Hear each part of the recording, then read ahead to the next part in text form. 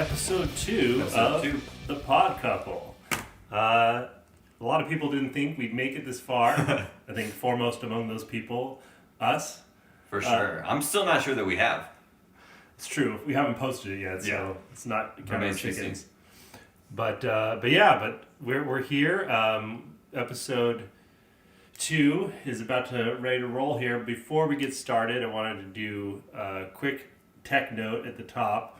We are now available for you to subscribe to us on iTunes, Stitcher, and Blueberry. So whatever your platform of choice is, you can search for The Pod Couple. That's PODD, 2 Ds in pod.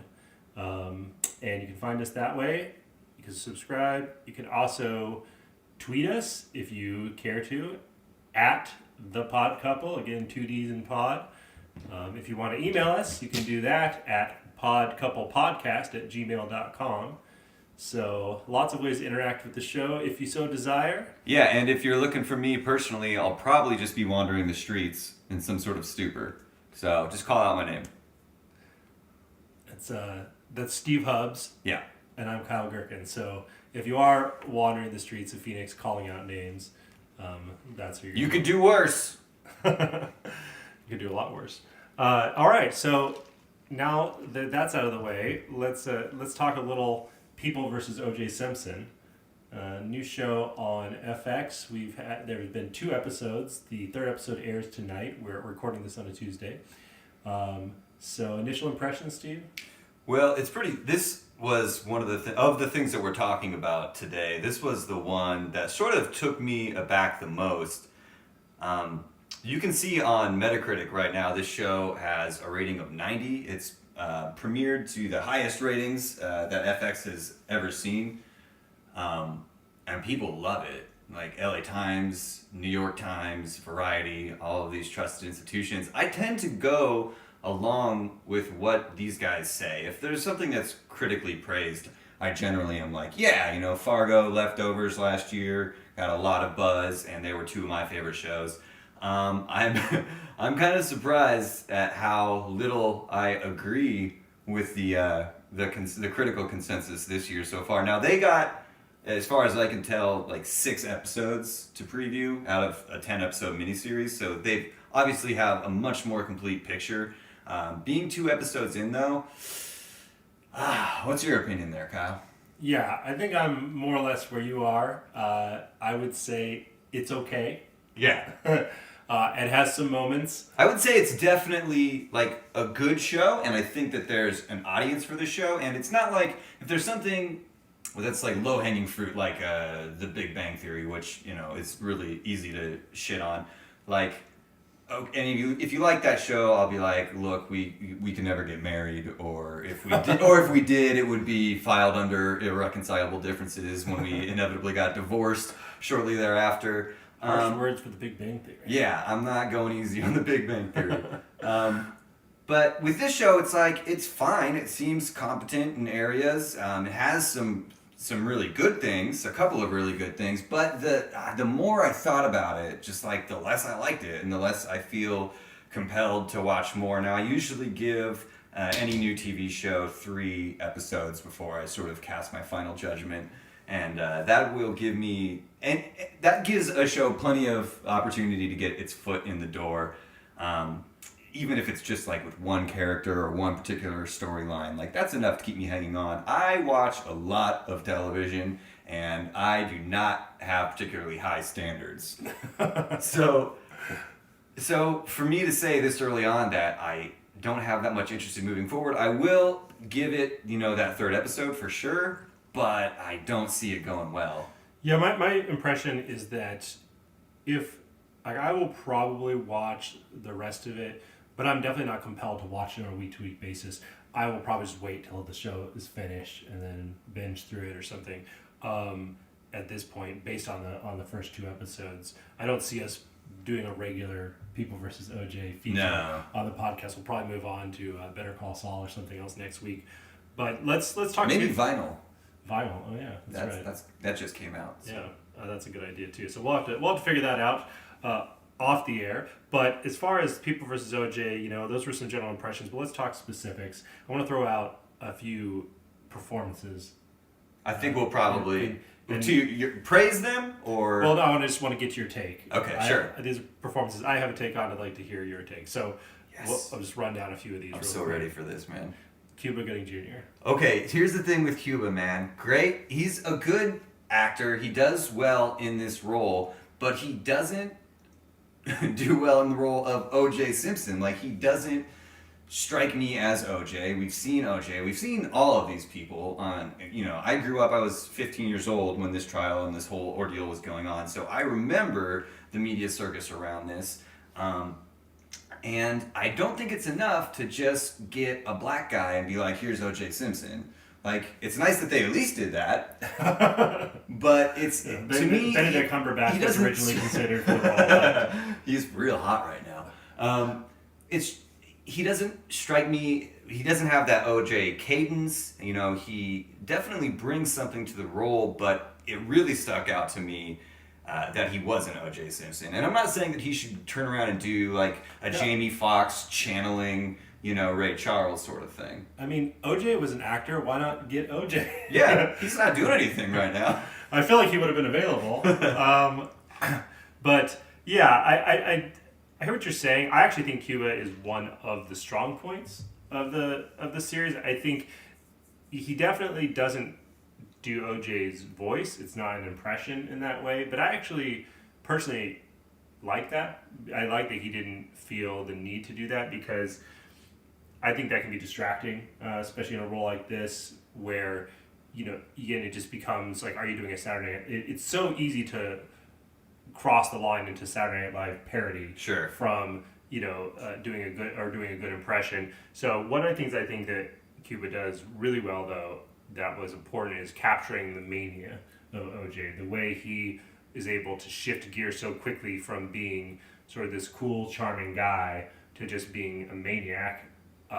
And seeming completely crazed and on a dime. They do flesh that out quite a bit in the first 2 episodes, something that the show definitely takes its liberties with in showing you things. This is sort of that Truman Capote in Cold Blood, where they're addressing something that really happened, but the authors couldn't actually be there, so they have to dramatize it. And they show you him struggling with things in the car scene, and it's just, it's not even that I don't respect the choice of not going for the impression, but it's weird to be inconsistent, where you have some actors that are doing something more along the lines that's evocative of the actual people, and then you have Cuba who's just kind of doing his own thing. All right, next performance, David Schwimmer. It's so hard. I mean, I see, again, in a lot of the reviews, people are giving him a lot of praise for his role as the Robert Kardashian. And I'm sure that's fair, and I'm sure I'm not judging it through like a fair lens, but I've been rewatching Friends recently, and I can't, and it's not to disparage him, really, but I can't see him as anything other than Ross. Well, I do think that's fair, because I think that David Schwimmer doesn't have the greatest range of all actors. And unfortunately, I obviously grew up watching Friends. I wish that David Schwimmer was better in this really role. Want to pull for him, right? I'm rooting for him, but to me, he's really the weak link, acting-wise, of the show so far. Particularly in the first episode. I feel like he got a little stronger in the second episode, but overall... Yeah, he's really strong when he was silently screaming in the car. We didn't have to hear him talk. Right, which was, again, that felt like maybe that was a stylistic choice, but it's also possible that it was a choice made because he couldn't get to the intensity they needed with sound. Or maybe he just kept screaming, Rachel! and blowing his line. So I think the thing with Schwimmer is that he is not able to match the intensity of the other actors. He's not able to raise his game to where it needs to be.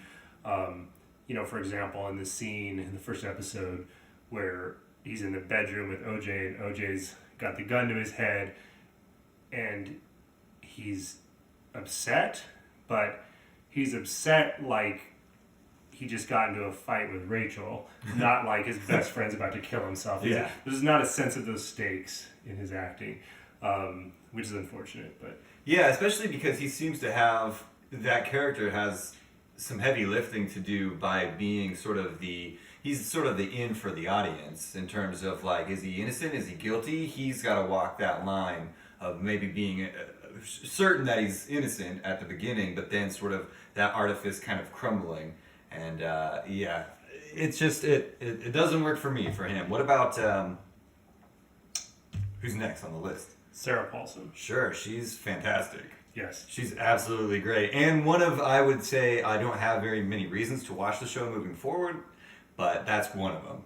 Yeah. And, she's been fabulous in pretty much everything forever, and I have no complaints. She really, you can see her fraying at the ends from the get-go. She really internalizes all of that frustration. Yeah, I feel like she's really the strong point of the show so far for me, from a performance standpoint. Seems to inhabit the character, and you can feel everything she's feeling from the first scene going forward. So that's, I don't really have much more to say other than I was pleased to see at least one just standout performance. Yeah, it's always funny because you have all of these critiques of the people that aren't doing great, and that gets the most airtime, and then Paulson's doing a great job, and you're like, and she's great. That's all I got for you. Yeah, it is easier sometimes to pick things apart, I suppose, than find the praise. But yeah, I mean, again, she disappears into it. I don't see so much Sarah Paulson as I see Marcia Clark, and she's that's one of the biggest plaudits I think you can give to an actor is when they're able to disappear into a role, and especially when they're able to do it quickly. I mean, it's not sometimes, like you said, maybe it takes you 3-4 episodes to stop seeing Cuba and start seeing OJ, if that ever happens for you. But with Paulson, not that she has quite the profile of Cuba Gooding Jr., which makes it a little easier, but still, I've seen her in other things. Yeah, well, and she's got to go up against that kick-ass Tina Fey impression of Marcia Clark. Right. So, yeah, she had her work cut out for her, and then I think that does stand in contrast to the way I feel about Cuba. Again, getting back to the way he does the role, like I don't feel like she's doing so much an impression as she is just doing justice to the real life person. Yeah, definitely.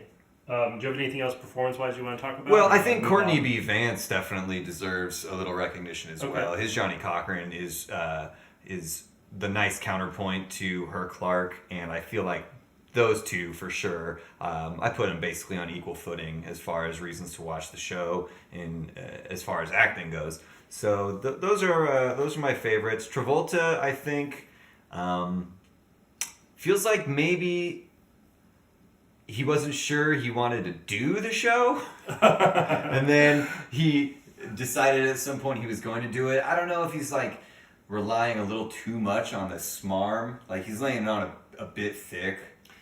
Yeah, I hear you, and I don't know how much of that is the writing too, and that's something Sure. I feel about Vance for Cochran. I mean, yeah, I think he's doing a great job with what he has to work with, but I do feel like he's put in a pretty tough position sometimes by the writers, and that he sort of has to be just the constant mouthpiece channeling, like, this is what racial relations were like in America in the 1990s, or for that matter, today. And he's always delivering that kind of commentary in a very expositional kind of way, which is tough. But yeah, he certainly makes the most of what I think is a tough role, and I've been impressed with the performance overall.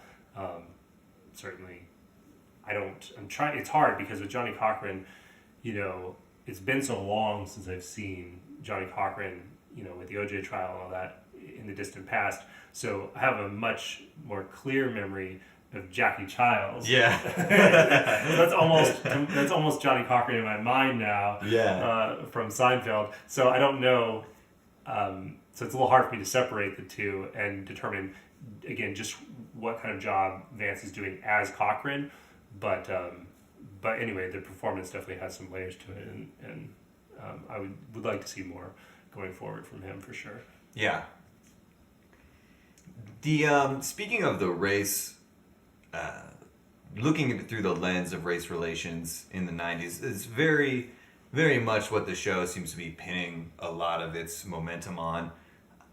How do you feel that they've handled that?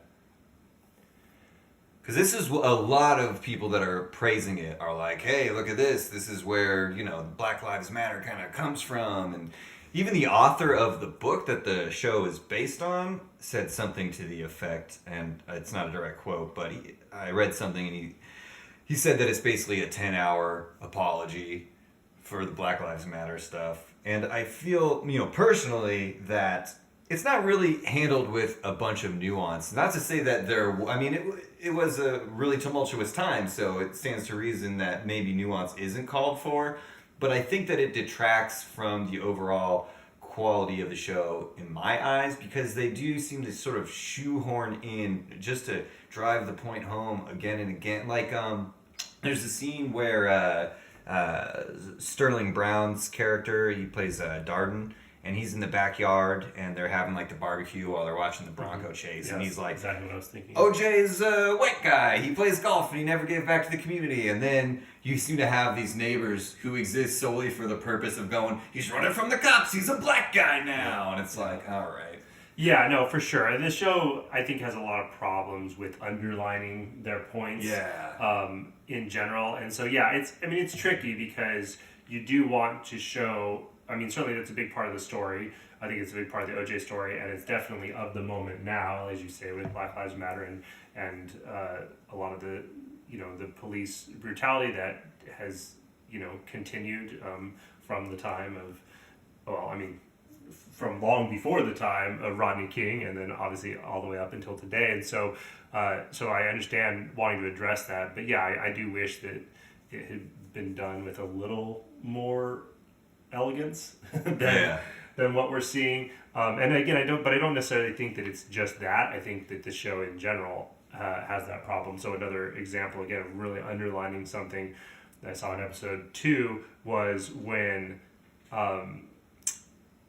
basically Shapiro, we just see like 3 straight scenes of Shapiro basically being totally selfish and worried about his own image and everything, and going and do the press conference. And then we cut to Johnny Cochran saying, "There's old Robert Shapiro looking out for number 1." It's like, okay, if we didn't pick that up by now, by like the 3 scenes of him being a completely selfish prick, I think that at that point you just got he's like, I don't like the subtext of this. Right. And you're like, there is no subtext. You're just fucking shouting from the rafters. Exactly. At some point you have to trust your audience to pick up some things without underlining it 3 times and putting an exclamation point, and that doesn't seem to be where this show and is that headed. That seems to me, that's like one of the notes where the show just goes awry in general, is that it seems to admit that there are things to say, and then not delve any deeper into them. Again, I feel like a little judgmental just saying this 2 episodes in, but it is only 10 episodes, so that's a good chunk. And it's like, hey, does celebrity affect people's opinions of you in the legal system? Like, yeah. Does race play a part? Like, sure. But what else? Like, we know that. I saw that 20 years ago. Right. Yeah, it's not like they're breaking a lot of new ground here, for sure. But I do think, one thing that I think that they showed in the scene that you're talking about, the barbecue scene, for example, that I thought was interesting, and I don't know that they even necessarily mean to go in this direction, but I think it's something that that is there, whether it was intentional or not, which is the idea of, class versus wealth, and how you've got OJ, who obviously is a very wealthy man at this point, and so in that sense doesn't have a lot necessarily in common with these guys in the neighborhood who have, these guys in the neighborhood having a barbecue who clearly are, don't have access to all the resources of OJ. And so you would think, well, there's not necessarily a commonality there, but yet they definitely are relating to him in that scene. And it's because really it's not about wealth. It's about that he's still part of their class and their culture, and they relate to that. And obviously race is tied up in that too. But there's this racial cultural component of where OJ is really like to them a local boy done good, not somebody who has just become a part of a different segment of society or like white society, as Christopher Darden tries to say. And I think that's sort of an interesting distinction in American, basically American like socioeconomic, divisions in general is that idea that we have, we often associate just wealth and class like as a one-to-one correlation there, but there's really not. And that's why I think explains the popularity of someone like Donald Trump is the same thing, because culturally he's much more in line with like, the blue-collar line worker than he is with, Is he, or is that what he wants you to think? Well, that's certainly, the Donald Trump persona. Sure. Whatever he is privately, who knows? But the Donald Trump persona is definitely much more in line with that, and so that's where the relation occurs. I know a lot of liberals get frustrated and they look at this and they say, Why are they associating? Why are they relating to this guy? He's a billionaire. What do they have in common? But there's those cultural touchstones that really play much more into it. And I think that's something that in Europe or like in Britain and stuff is a lot more clear, where you might have the penniless aristocrat and people still understand that it's the class, that matters and not so much the actual amount of wealth. But in America it's more blurry and sometimes those distinctions get lost. So that's going a bit far afield, but I think that you can see that at play again in that barbecue scene. Interesting. Probably not what the writers intended. Well, but it is at least. Right there. That's an idea that would take it, if they wanted to expand upon that. Then that's where I could see the show getting more interesting, and perhaps it's saving all of its best material for when the courtroom stuff actually comes up. But I just get the feeling that we're, for me, going to be rehashing kind of some of the same old stuff and doing it in a way that sometimes it seemed like a bit of a higher budget 90s movie of the week. And I don't know that it's, obviously they're all dressed in 90s things and it's meant to portray that time period. So I'm not sure if there's something subconsciously that's making me recognize it as that kind of feel, but it does sort of seem like a Lifetime thing, but just done a little bit better, but still not great. Yeah, well, it's interesting you say that, because I was thinking as I'm watching it that from a cinematography standpoint, it feels very TV, if you know what I mean. And I don't know if that was an intentional choice to try to evoke the feeling of the 90s and of 90s TV in particular, or if that's just how they were going to make the show anyway. Well, are you familiar with Murphy's other stuff that he's done? I'm not really. Because he's done the American Horror Story and the Glee and the Scream Queens, and it looks like those shows to me. So then it probably is not an intentional choice and more of just that's his style. Seems like it. Okay. So did you see A Normal Heart? I did not. Yeah, that I actually liked. And I was a fan of the first season of Glee, and I liked Scream Queens. I watched that as well. So I'm not necessarily a Murphy detractor by any means. Right. Yeah, I'm right now, I'm watching The Nick season 2. I'm catching up on that. And it's just... That's a little unfair to Ryan Murphy. Yeah, not to... it feels... Yeah, it's probably not the most fair thing, given that The Nick is probably the best shot show on television, but it's hard because again the style is so cinematic in The Nick, and you could literally take almost any shot at random from The Nick and it'd be better than anything that's going on in People versus OJ, the best shot in People versus OJ. So, but still the contrast is very stark there in terms of the cinematic style versus the more TV style, for lack of a better term. So that's something else that I noted. Yeah, but it is getting a lot of critical acclaim, so it's still it ruffles my feathers a little bit. I'm not sure if there's something wrong with me. I took a quick... Well, there's definitely something wrong with Well, for sure. I'm just not sure what that is. We know for a fact it is there's plenty of wrong with me. Maybe not with regards to this show specifically.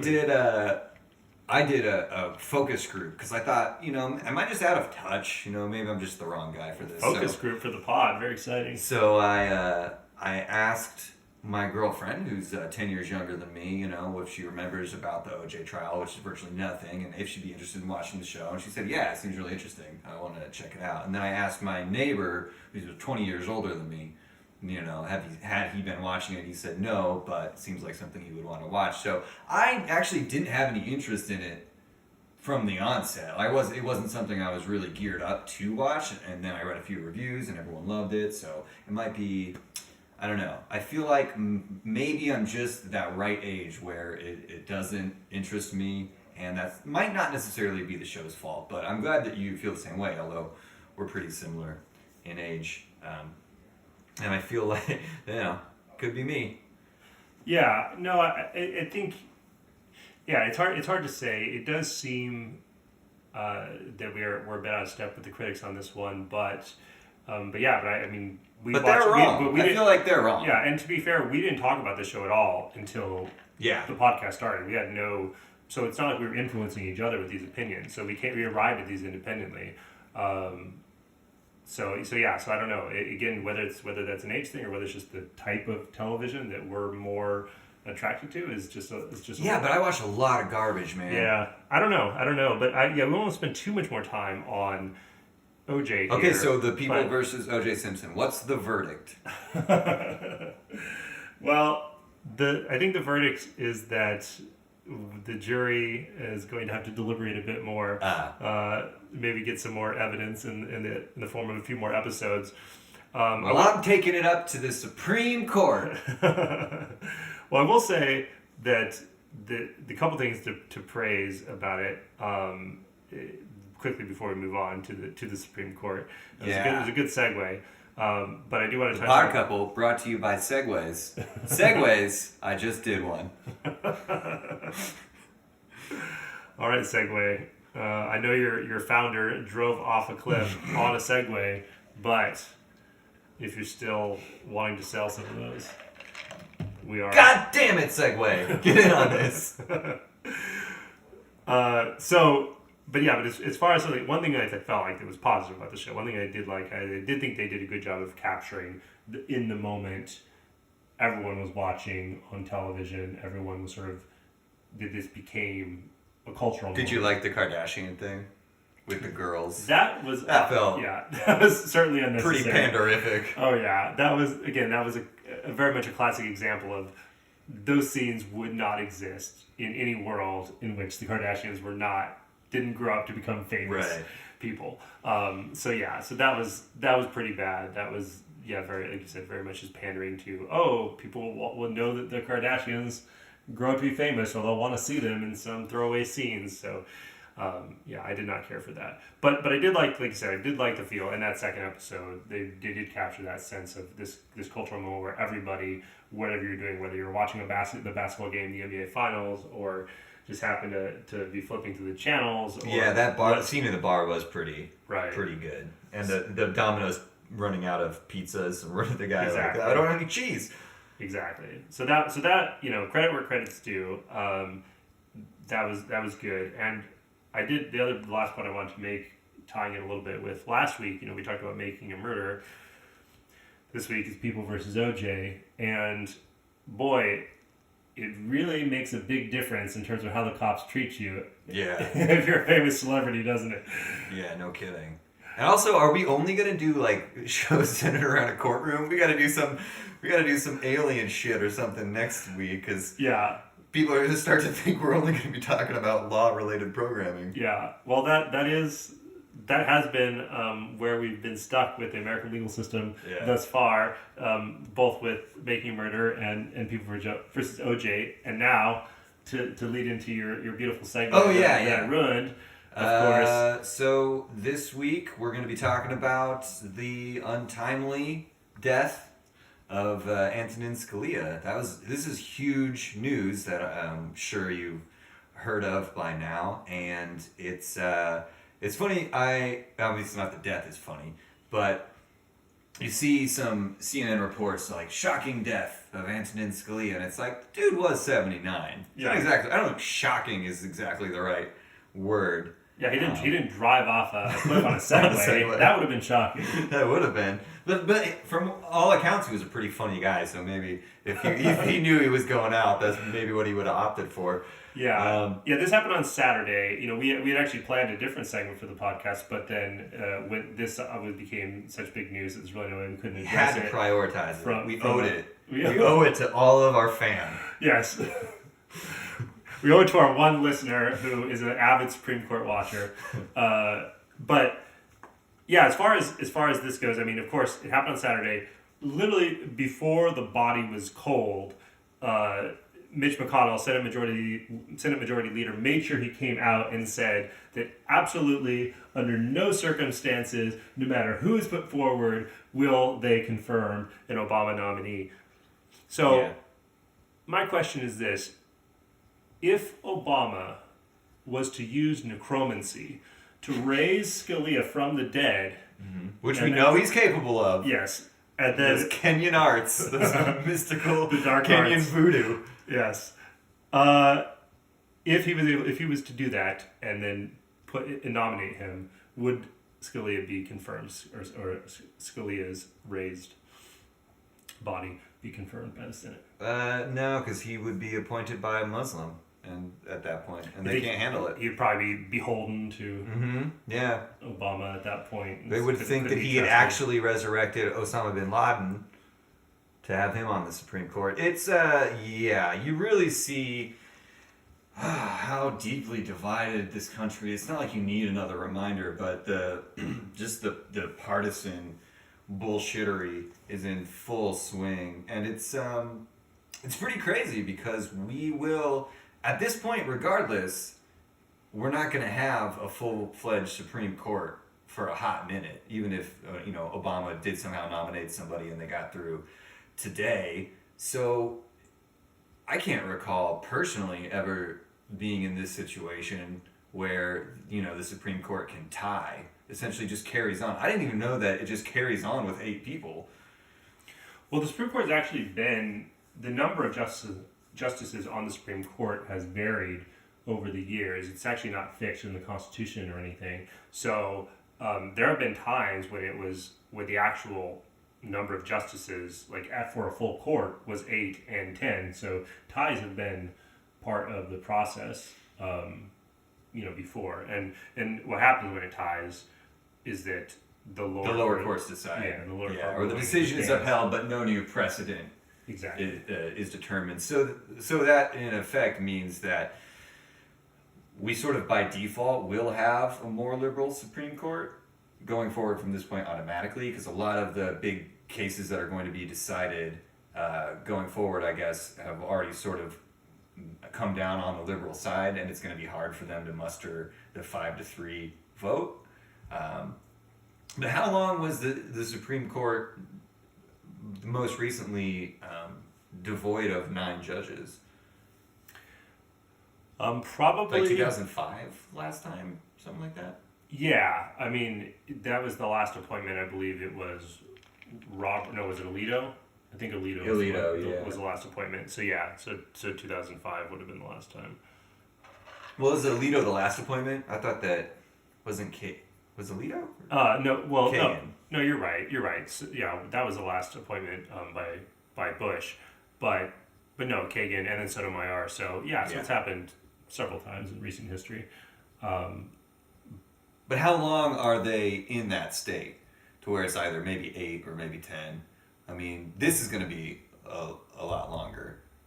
Yeah. So I mean, basically the longest. So the average time is taken from the time a justice gets nominated until the decision is made is 37 days. And the longest that it's ever been has been 261 days. Now, there are 342 days left in Obama's term. So if they truly run out the clock on this, as they are swearing that they will do, or McConnell's swearing they'll do, then it would be the longest time that we've ever had. Because they have to run out all of those 300 days, and then they have to appoint someone on top of that. Yeah, the 342 days, have to be run out, and then the new president, of course, would have to nominate and then get a confirmation. So it definitely will be a record if that happens. So now the question is, Obama said that he will nominate somebody. So presumably soon. Yeah, I mean, I don't think he's going to rush to do it in the next day or two, but I would imagine in the next few weeks we'll probably get a nomination.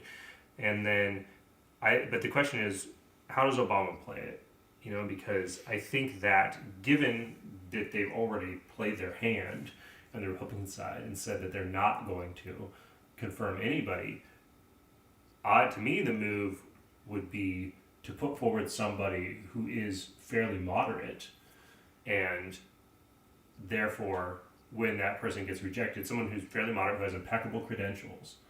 So therefore, when that person gets rejected, it's 100% clear that it's pure partisan obstructionism, and that there's no legitimate reason for turning down such a justice, because I think that's the kind of thing that really disgusts a lot of people. Pretty much anybody who isn't a hardcore conservative. I think the moderates in this country are very disgusted by that behavior and the refusal of the Republicans to participate in the actual governing of the country. And then even in Republicans, because then you just say, here's big government stepping in, clogging the system. And so does he do that in order to then try to install someone who's more liberal, or does he do that to simply mess with the elections that are coming up? Yeah, I think it's a political gambit which you use to fire up the base, so they'll be more likely to come out and vote, and so that the moderates will be further turned off by the Republicans, and then then that helps the Democrats, not just from a presidential standpoint, but potentially down ticket to where they may have a chance to retake the Senate majority as well. So then if that strategy is obvious to the Republicans, does it not benefit them to just go ahead and put through the nomination, and then they get to act like, oh, see, we worked with the president? Well, yeah, I mean, that's... And in that case, don't you, as Obama, don't you need to nominate someone who's more liberal so they won't push him through? Well, it depends. I think that it depends what Obama's going to do. I think that you would want to, if you're going to put someone forward that's moderate, you would want someone who's still, more on the liberal side of moderate. If you're Obama, you're not going to pick a conservative moderate. And somebody who you think is actually going to be a quality justice, of course, because you don't want to play a game of chicken where you nominate somebody who you don't actually want on the court, and then they say, oh, okay, and they let that person through, and you've got egg on your face. So yeah, no, chicken and egg. It's a bit of a chicken and egg situation.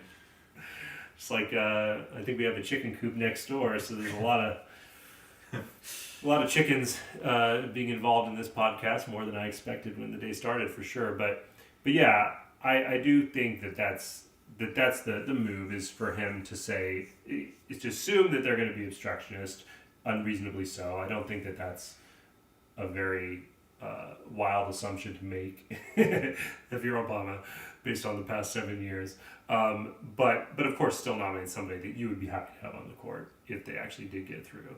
So, I mean, there's a few different options. I know one is a woman named Jane Kelly, who is somebody who, Grassley, who's the senator who's actually in charge of the Judiciary Committee and is a Republican, he's a big fan of her.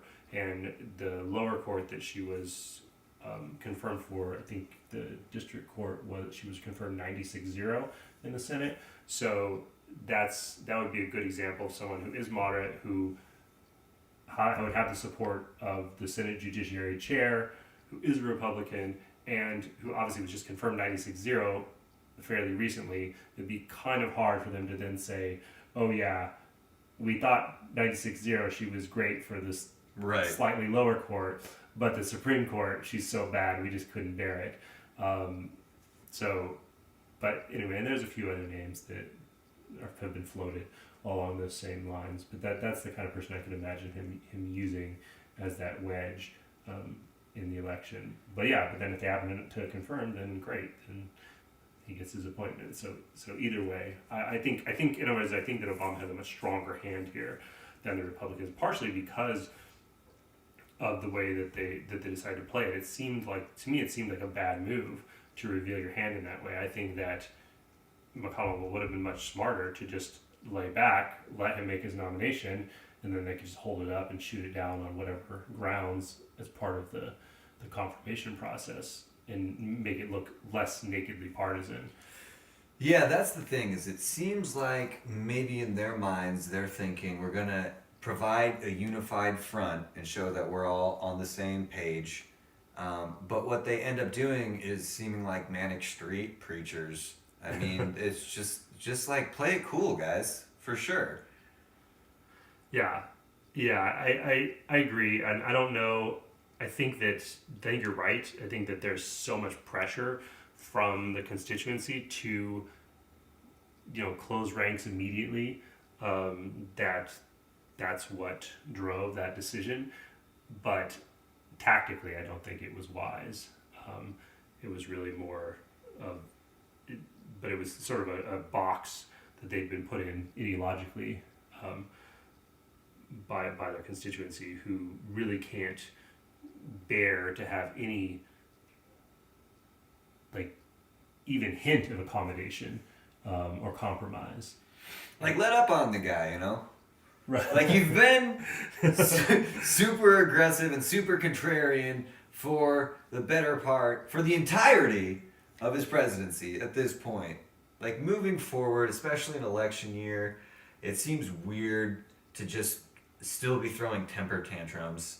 And especially considering that this whole Supreme Court justice appointment thing, that's covered in the Constitution, and Scalia, a constitutionalist to his core. I mean, that's his whole thing. His whole judicial philosophy was originalism, and that is to say, interpreting the text for what it is and not necessarily treating the Constitution as a living document and as it evolves, but making a decision based on the original text and then dealing with the consequences of that, which seems crazy to me, but right. Hey, I guess government is about checks and balances, and so that's one way of coming down on the conservative side, is just still exalting and treating this piece of paper like it's a holy scripture. It's a little disconcerting that we're still, because it seems like such an odd idea. Like, we don't give any credence to, not as we personally, but a lot of people don't give credence to Mormonism versus Christianity, because Mormonism is so new and Christianity is so old. We treat it with more reverence, simply because it's been around longer. The Constitution is still one of the newest forms. It's America is one of the newest countries. So regardless of whether you think it's great, why are we acting like the Constitution is some old sacred thing that's completely unmarred by human fallibility? Yeah, I don't know. I mean, that's certainly something that's always boggled my mind when it comes to any of these issues. I mean, this idea that the founding fathers were somehow omniscient, far-seeing gods that could have predicted what society would look like hundreds of years hence is absurd. And of course, they themselves were very aware of that. That's why they have the amendment process in the Constitution. And so, yeah, and I think you can just look. I mean, you can just look down the line. People want to say, for example, the Second Amendment is a big one where people want to interpret it so closely, but yet they don't want to look even at the full text of that, where they're talking about, for the purposes of a militia, and of course the context that we were dealing with, muskets that had to be loaded with a single musket ball that had to be packed down with powder and a rod, and so we're really not dealing with anything like the modern world, and there's no way that the founding fathers could have predicted the future in that way or meant those things. So to interpret it so strictly seems strange, but again, another classic example to me of just looking at the amendments, one that doesn't get talked about a lot is the Third Amendment, which is not Sundays for everyone. What's that? Sundays for dessert amendment. What is it? I don't know it. Okay, so not a constitutional scholar, as we just learned on this episode, but the Third Amendment is the one about quartering the troops. Oh yeah, right. So basically, when they were drawing up the Constitution and drawing up the Bill of Rights, the third most important thing they thought of was we can't let troops be quartered in people's houses. Now that basically hasn't come up once right. in American history since they made the Constitution. So again, maybe they weren't perfectly all-seeing, all-knowing gods when they were devising this. Maybe they were just doing their best under the circumstances and the context of the time in which British soldiers were being quartered in people's houses, and therefore we can look at this stuff with a little bit more of an open mind and adjust accordingly to modern society. But call me crazy. Certainly that's not a view that would be approved. It's by fine to respect traditions, and it's fine to want to honor those traditions, but to hang on to them exclusively seems pretty backward thinking, in my opinion. I mean, to value any kind of document over an actual living person seems strange, but what do I know? To the point of the Supreme Court, look, all the justices pretty old now.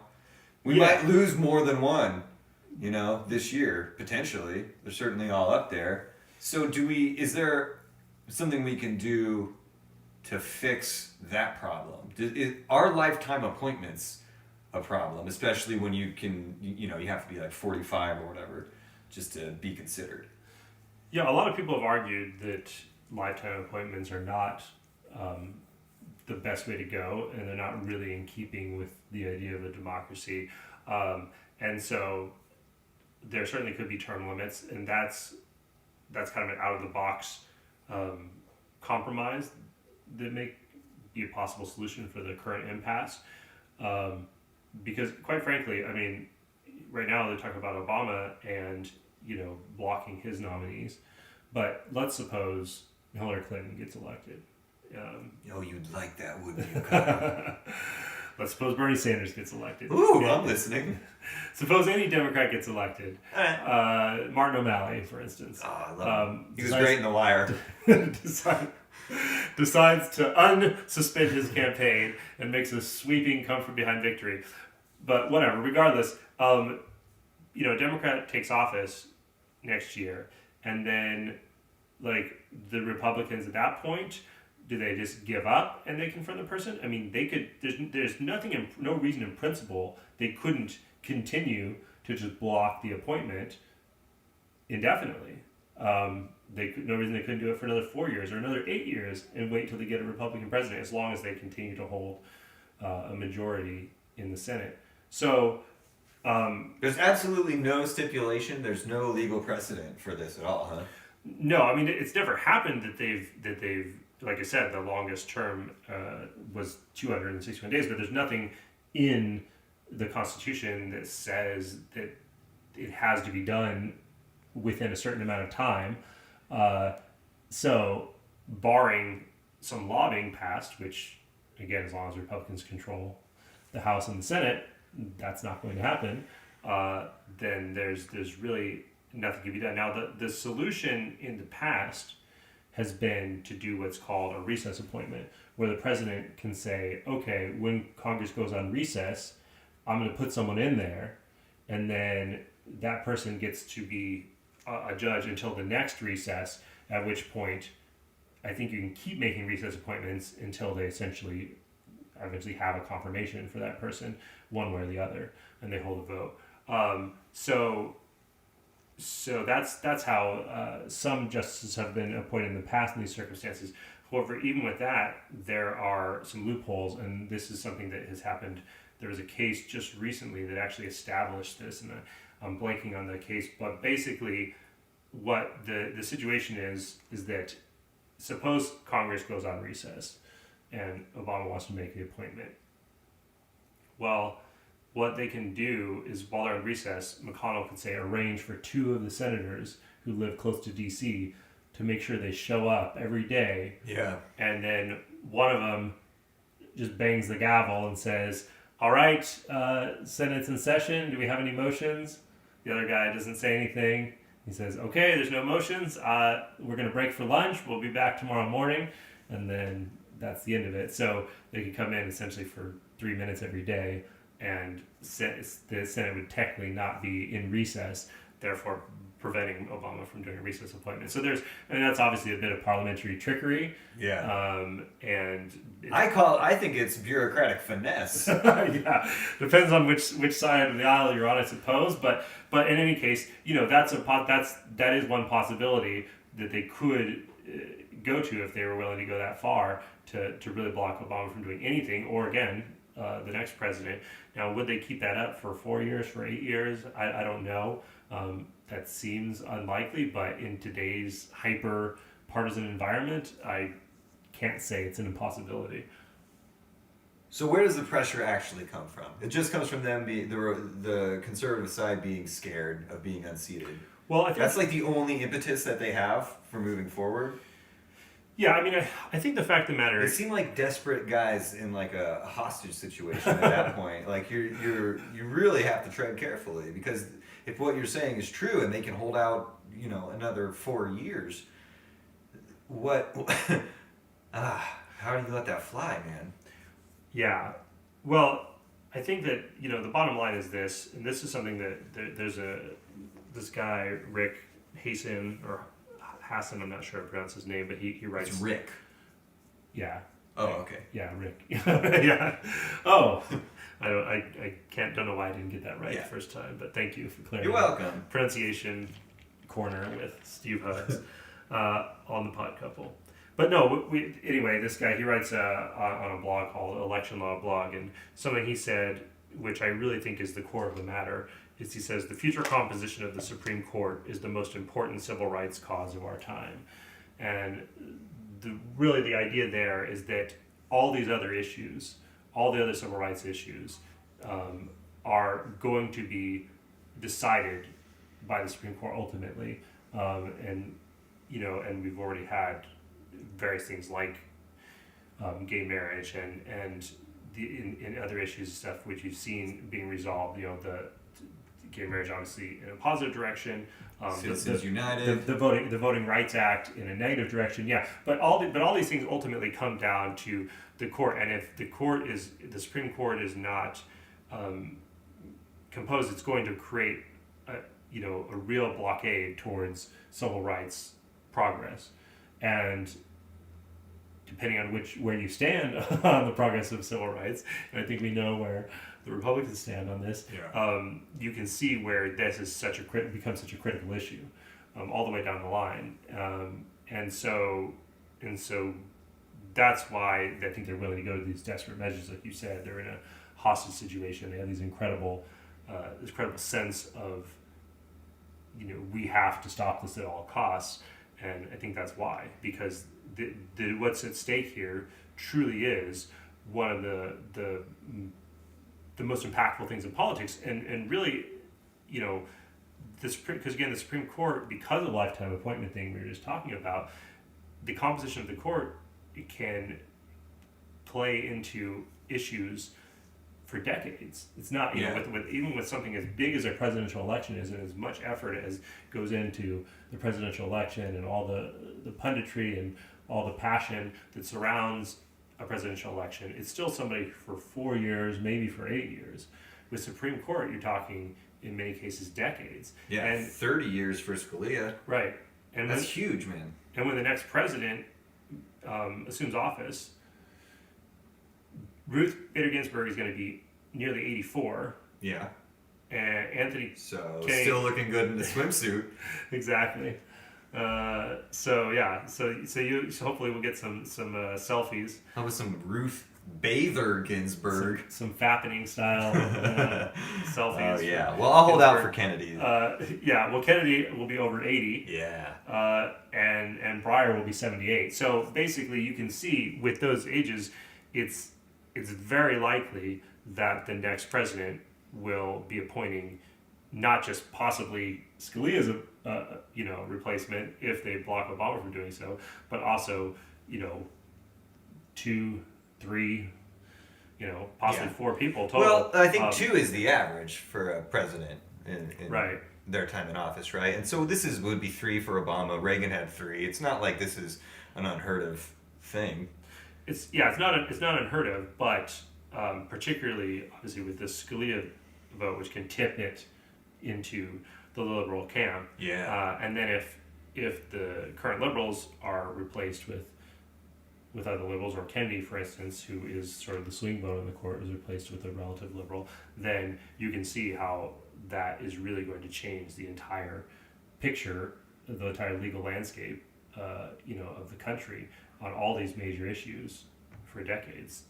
So I think in some ways, like, while I certainly disagree with the tactics of the Republicans, and I think that they're not really in keeping with good faith, I can understand why they're acting so desperately, because they know what's at stake, and I think that's key going into this election. It's like, if you think politics is just, whatever, it's just a bunch of corrupt people, jiggery pokery, whatever. If you have this idea like, I don't care about politics, but nothing's going to change, and it's not that important, whatever, who gets elected, Republicans, Democrats. Like, think about this. Think about the Supreme Court, and think about the fact that it's going to be, potentially reverberate for 30, 40 years into the future, possibly longer, even, because the fact is that judges or justices, because of the way that, because of the importance of the positions and how much it can shift things, they strategically usually choose to retire when somebody who fits their own ideology is in office as president. So with, barring an unexpected death, like with Scalia, who certainly would not have retired, with a Democrat in office if he had his druthers, then, you can have strategically, it could be even longer than 30 years, 40 years. I mean, it could be a liberal majority into as far as we can see, depending on how strategic they are. Obviously, this is part of the idea of why it could be a compromise that even Republicans might be in favor of, is to do the term limits, because then it becomes much more predictable. Well, Rick Perry is the one that I think in 2012 proposed something like 18-year term limits, which seems reasonable, because you have then a sort of legacy to look towards, and you can look further down the road without being stuck in a position where maybe you do want to retire, and but you can't because the other guy's sitting in the Oval Office. Exactly. It seems ridiculous. Yeah. So, we'll see. I don't often agree with Rick Perry, but yeah. See, I can reach to the other side of the aisle, and I'm a maniac. Get it together, America. If Steve Hubbs can do it, then anyone can do it. Yeah, that's really true. So, yeah. Well, so that's, so again, this is something that's going to continue to have implications, I think, all the way until election day, and beyond. But this is why it's such a huge story, and this is why, again, if you're at all thinking about sitting out this election, you should not, because there's a lot at stake here, and the Supreme Court is always at stake, and that's something that I say every time there is a presidential election. I say, if nothing else, you should vote for the guy who's going to support Supreme Court nominees that are in line with your own thoughts and political philosophy. But with this particular court, and with the balance and the composition at stake, I would say that it's critical that you get out there and vote for a Democrat. Yes, definitely. Oh, that's so perfect, man. I was going to say, get out there and vote, unless you disagree with us. Enough of the Supreme Court. Yeah. I think that everyone hopefully is sufficiently elucidated? Yeah, I mean, I'm pretty sure everybody turned this podcast off 15 minutes ago. I know I did. Anybody who even managed to make it that far. But anyway, we'll still, might as well just talk about Hard 8 anyway, even if no one's listening. So even if you're at a flaccid 4.5, it's time to talk about Hard 8. So, as we mentioned last week, we're doing this director series. We're going to go through a director's entire catalog from in chronological order. Did we get you back yet? So, we're doing Paul Thomas Anderson, and his first movie was Hard 8, which we watched this week, and. Go ahead and throw it to you for your first impressions here, Steve. First impressions, well, being familiar with PTA's, most of his catalog, I was really excited to see this, as it's his first film, and it's his least well-known, for sure. I enjoyed it very much. I mean, I think that it's a great exercise in knowing your limitations.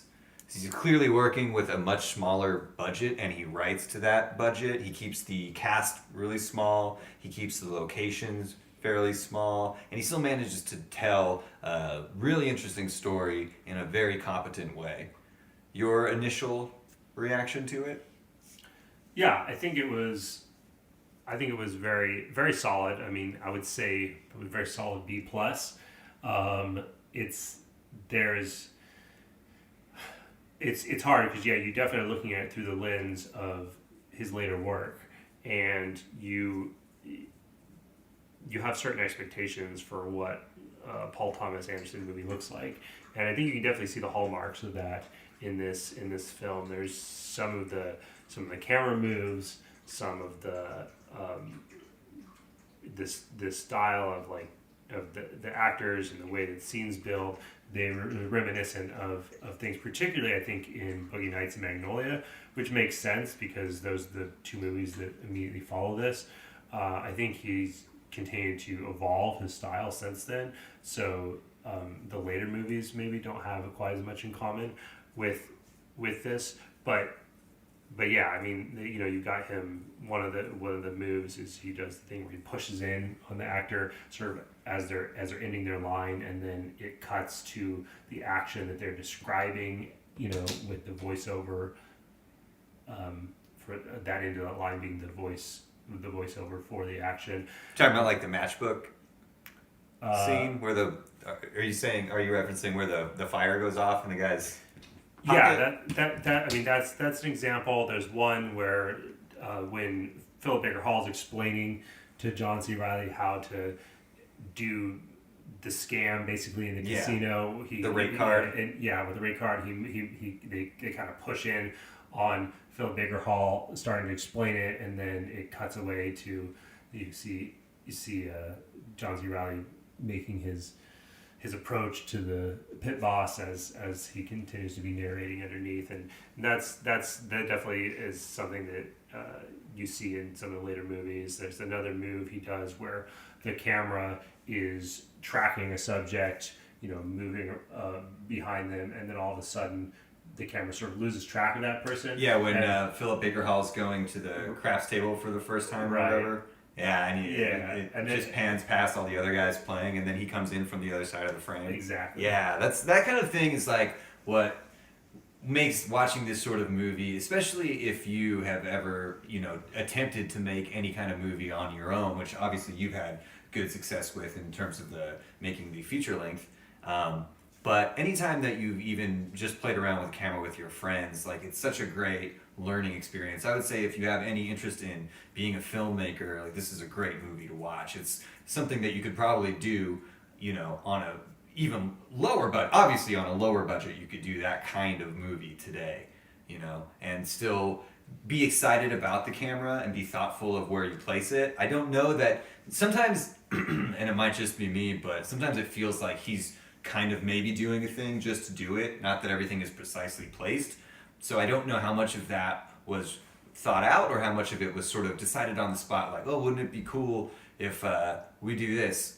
But either way, like there's an enthusiasm there that he clearly has. And this movie's great at illustrating that. Also tethered by really strong performances. Yeah.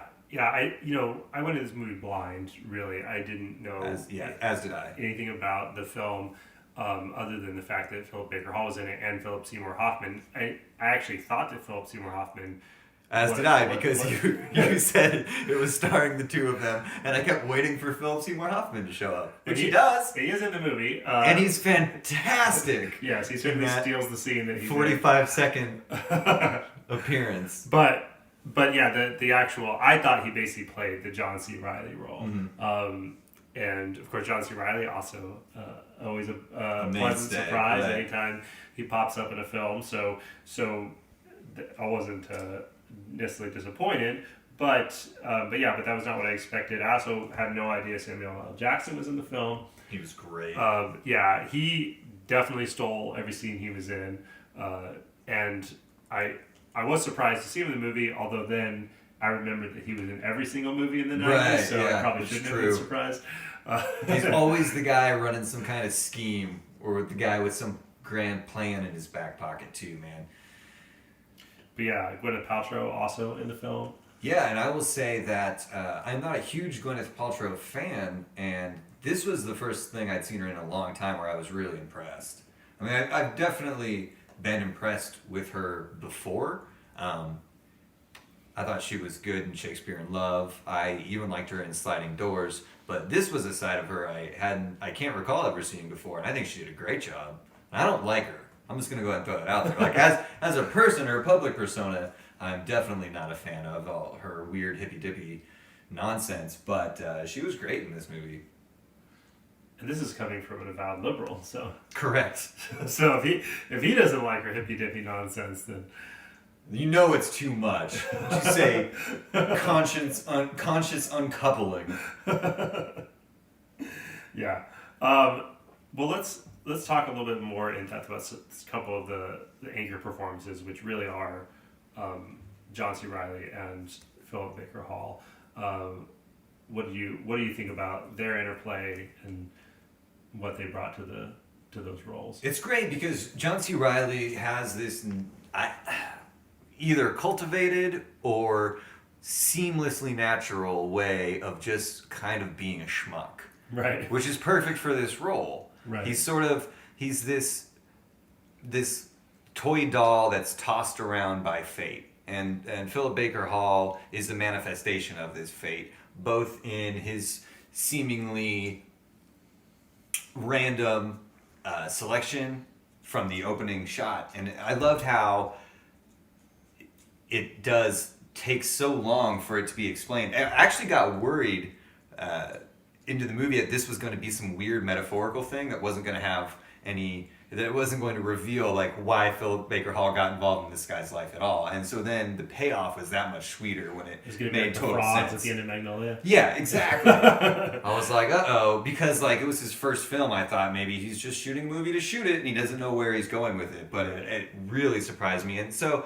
like, you know, there's that whole speech with Jackson when he's talking to him about how he's an old thug, and old thugs think they're so above it all, and they think they've got it all under control. And it's like very clear that Philip Baker Hall is the character that does have it all under control where he needs to. And he's come from this play. He carries the weight really well. He's phenomenal, and it's great to see a guy that gets those choice roles like that late in his acting career. Yeah.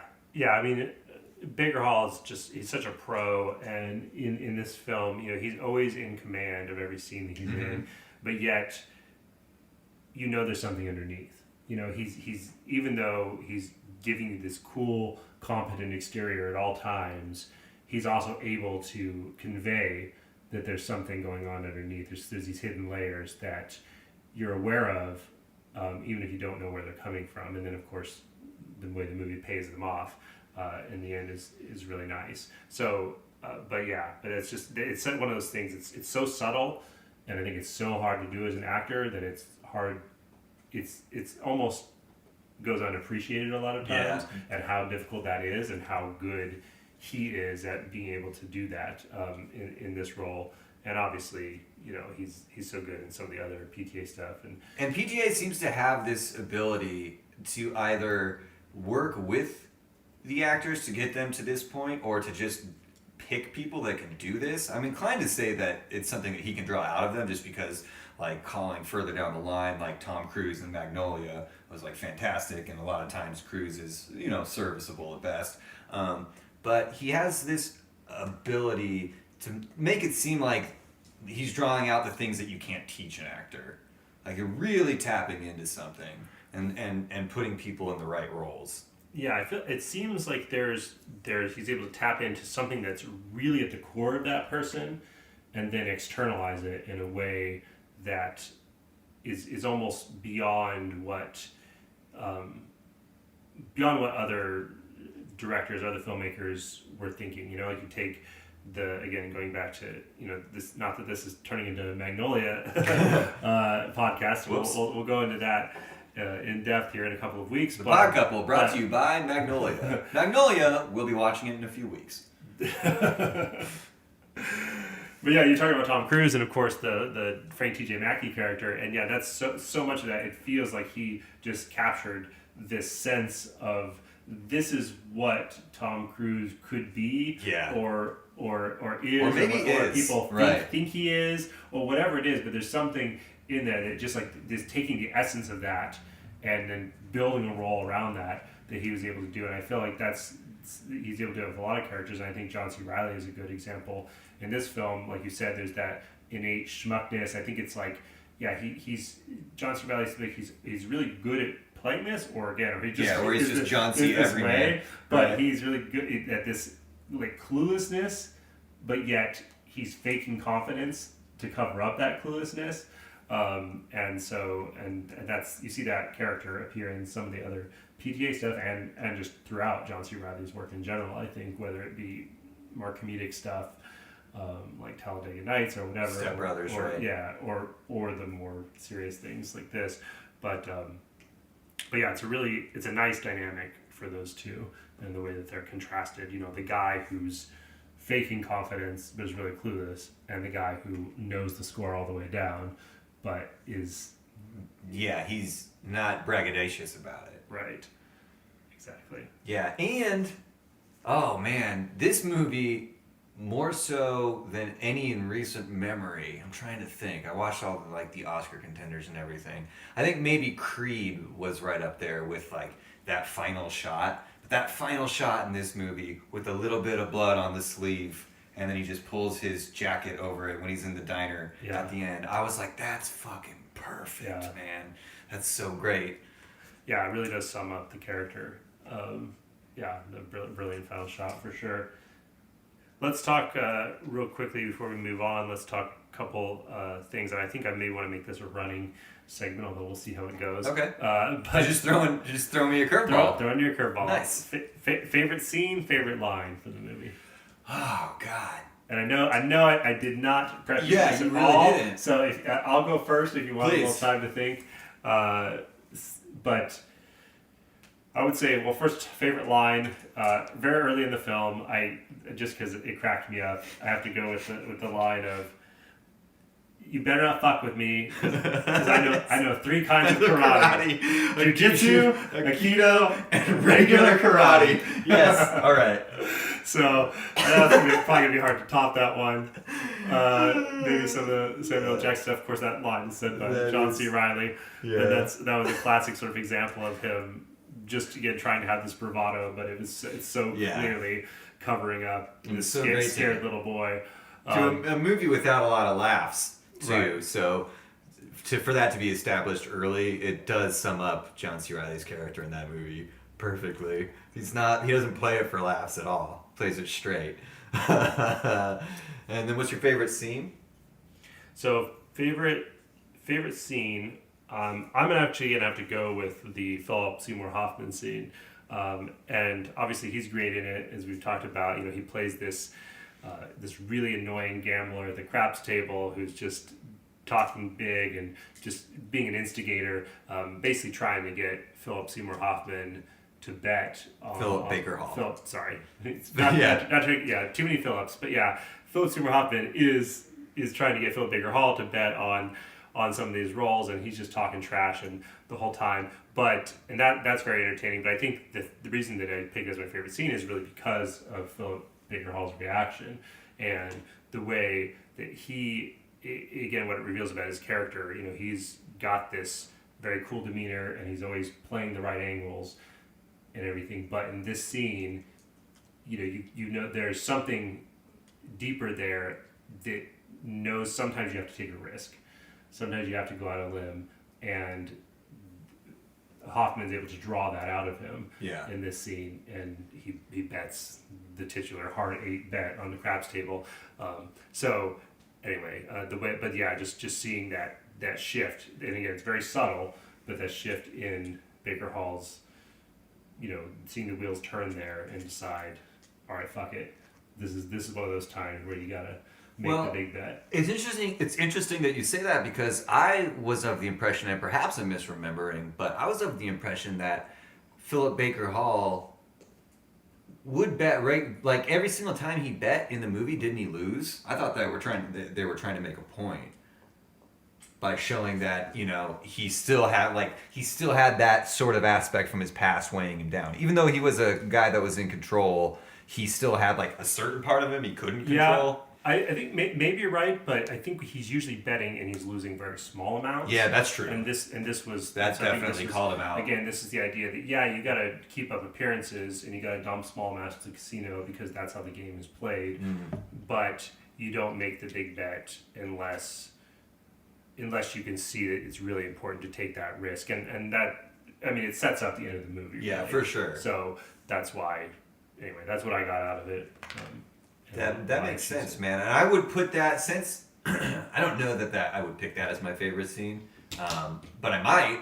But since I can't, I will pick the scene where it sort of also mirrors the opening scene, where it's just Philip Baker Hall's character kind of stepping into frame, and it's that same step into frame that he does when Samuel L. Jackson comes home with the lady right before he lights him up. And just that, like, I'm going to make sure he sees me. I'm going to make sure I take, like, the sure shot. I'm not going to be reckless with it. And him putting Samuel L. Jackson's his character down, I just thought was masterfully done. Yeah. Really enjoyed that. As far as favorite lines go, oh, man, that one's tough because the karate one's so good. I'm just taking the karate one. It's so good, man. I can't argue with that. So, all right, well, nice. We'll now in the future we can keep that in mind. For sure. Scratch down a line or two as you're going through the movie, which next week will be Boogie Nights. Yeah. So you talked about really being excited to revisit that. So definitely. And if you hate Paul Thomas Anderson, you're in trouble. Yes. For the next few podcasts. Because these are some long movies. Yeah. But great ones. So yeah. So all right. Speaking of long movies, let's talk about some short music. Okay. I just realized that we watched Hard 8. That should be like our nickname for the Supreme Court for right now. We have a real like court theme going through here with the OJ and the Scalia thing, and now the band that I picked for Steve Teaches Kyle About Modern Music is. The Grammys happened last night, so obviously a lot of big musical news. I'm assuming you did not watch the Grammys. What is this Grammys you speak of? Yeah, exactly. You don't have to know because I'm not addressing any of the bands that were on the Grammys. Awesome. We're going to talk about Run the Jewels. Have you heard of Run the Jewels? I have not. I picked them because... Sounds like an app. It does. It also sounds like Run the Juice, which is kind of like the OJ thing, so... I thought that'd tie in. Which, by the way, did everybody constantly call him the Juice in real life? According to the show. I mean, like, it's, hey, Juice, you want some juice? Juice, don't do it, Juice. Yeah. Was it really just Juice Don't constantly? blow your head off, Juice. I know. It seems a little informal. I mean, maybe that was realistic. I don't know. I wasn't hanging out with OJ, but it did seem a little bit over the top. Yeah. I just got out of the Bronco. The Juice wants some juice and to talk to his mom. Run the Jewels is not O.J. Simpson. Oh, there goes Scotch barking. This podcast is brought to you by Scotch Barking. Does your podcast sound a little too professional? Get Scotch Barking. Run the Jewels is a hip-hop duo based half out of Atlanta. One half of the duo is Killer Mike, and the other half is LP, and he's a rapper and a producer. He's based out of New York. I do know Killer Mike from Real Time with Bill Maher. That's correct, Amundo, and he's been stumping for Bernie pretty hard lately. So that's actually the main reason I picked Run the Jewels, because you might have heard Killer Mike's name. And his rap group, is great. Specifically, I'm looking at the album Run the Jewels 2. That came out in 2014, and it's not unheard of. It was rated by Pitchfork to be the #1 album of the year. All genres. It was rated among like Rolling Stone and Spin Magazine to be the best hip-hop album, and it really is a tight, well-oiled machine of a hip-hop record. It eschews sort of the call and response traditions of hip hop. It eschews big hooky choruses. It doesn't have a lot of like the over complicated instrumentation. It's a real meat and potatoes, grimy beated, rooted in East Coast hip hop, drum, bass, a little bit of keyboards, and some really, really fine lyricism, great use of alliteration, great disses. And above all of that, on top of all of that, you get this sentiment that you don't find a lot in what we would consider rap music. A lot of people turned off by like the gangster mentality and the vernacular that's constantly changing and shifting and making you feel uncool. You do have stuff like that in this record, but you also have... Because I want to make sure I feel uncool. Don't worry, buddy. No danger of that. Yeah, you're fine. That's a hard 10. You have this sentiment and this sort of spirit of protest, which you saw Mike probably embody when he was on Bill Maher's show. Obviously, it's behind this cloud of weed smoke, but it is there. They come out against organized religion. They come out against the military-industrial complex. They basically come out against any kind of authority, but not in an over-the-top way, in just a very assertive way, and all really well done artistically. It's also very funny. Definitely check out Run the Jewels 2. I couldn't find the title of the original, but I assume it's Run the Jewels 1. Definitely check out the eyes. Check out the eyes. That's good. Fuck ups. This week's podcast brought to you by Fuck Ups. Fuck ups. I'm gonna do them. Close your eyes. I thought you might want me to look into your eyes deeply. Please. But first, close your eyes, Kyle. Close your eyes and count to fuck. That's the name of the song that you should check out if you want to check out one song from the album. It's great. And it's got a guest spot from Zach De La Rocha, who's the lead singer of Rage Against the Machine. The album doesn't rely too heavily on guest performers to beef it up, but when it gets them in, it makes fine use of them. So that's my recommendation. What do you got? Well, I'll be looking forward to checking out Run the Jewels this week. I did check out last week's recommendation from good. I was worried you weren't going to. Tame Impala. I looked up the video for the Less I Know the Better, as you suggested, and I can't say that I expected it to kick off with an intense scene of teenage cunnilingus, but... Some things I like to surprise you with. I wasn't displeased. But yeah, it definitely was a catchy tune. Yeah. Certainly enjoyed it. I actually listened to the entire album. Nice. Currents, yeah. So... And enjoyed it, and I would recommend it as well. Like you said, real easy just to throw on any old time on a jog, on a walk, in a car ride, and Man, I'm really proud of you. I'm glad you took the recommendation to heart. That's great. Yeah. And so just like you finished, of course, the fifth heart. Yeah, and I read the sixth heart and the hard eighth heart. Man, been reading up a storm. All the hearts. You didn't touch it at all. Okay. So, as I suspected, little harder, to be fair, to expect. If they put it on YouTube, knock out I would have read it. 600-page book in a week than it is to listen to a 1-hour album. But anyway, we're back with another edition of Kyle Reminds Steve that books are still a thing. So this week, and I'm just going to keep going with the political themes that we've been doing here over the past couple of weeks, and I'm going to recommend a book called A Prayer for the City by Bissinger. Bissinger is an author who I take it from the look on your face you have not heard of. Nope. He's probably most famous. I already love him, though. It's a great name. It is a great name. I wish my name was Bissinger.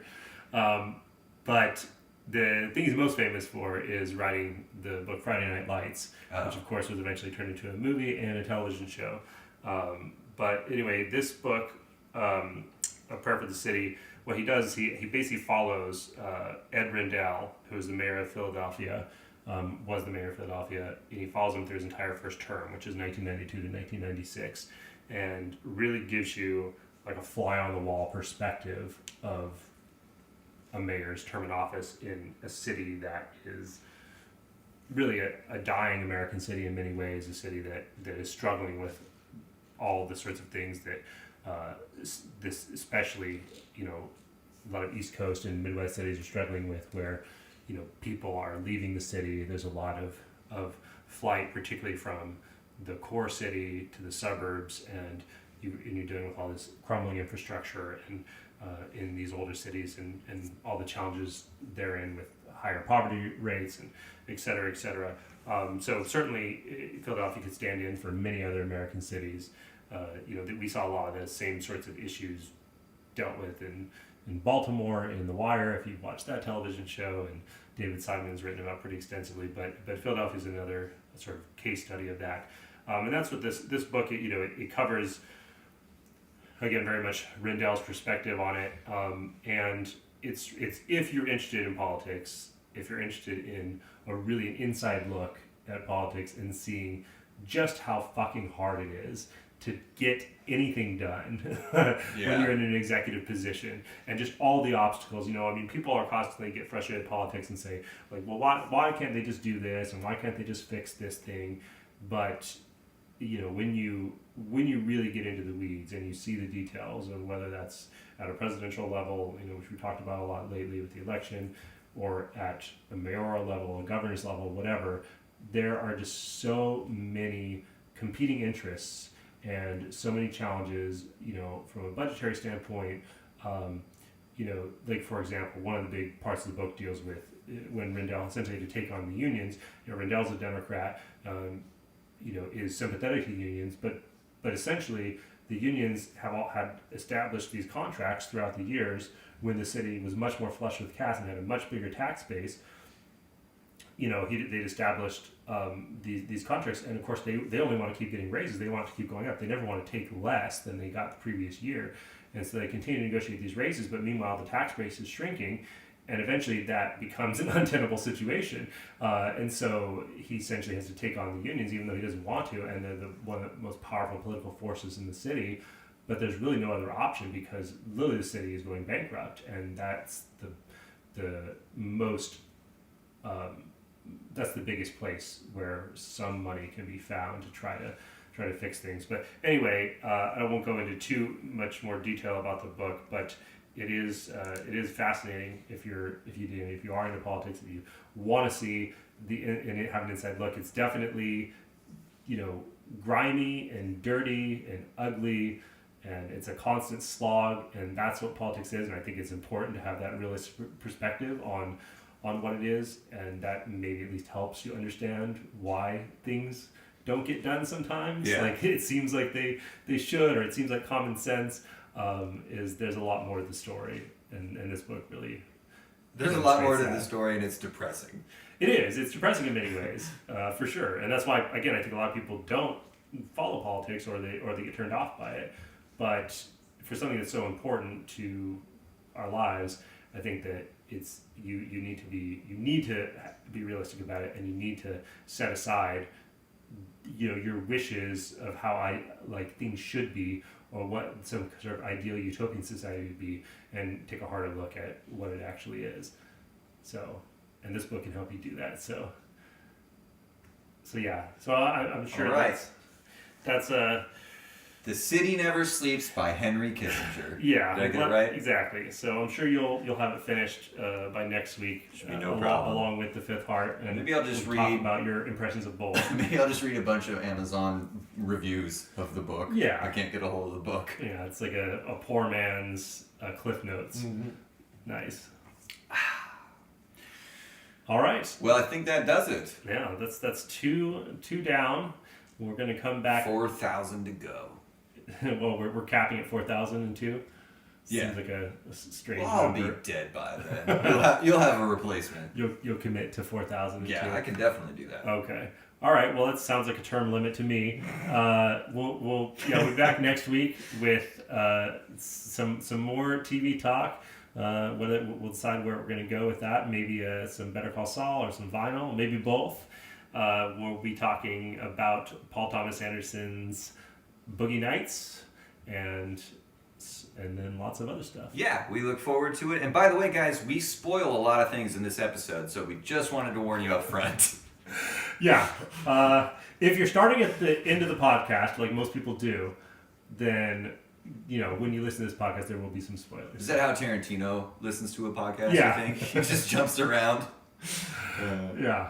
I just assume that's how everyone listens to it. All right. All right, signing off. This is the Pod Couple. See you next week.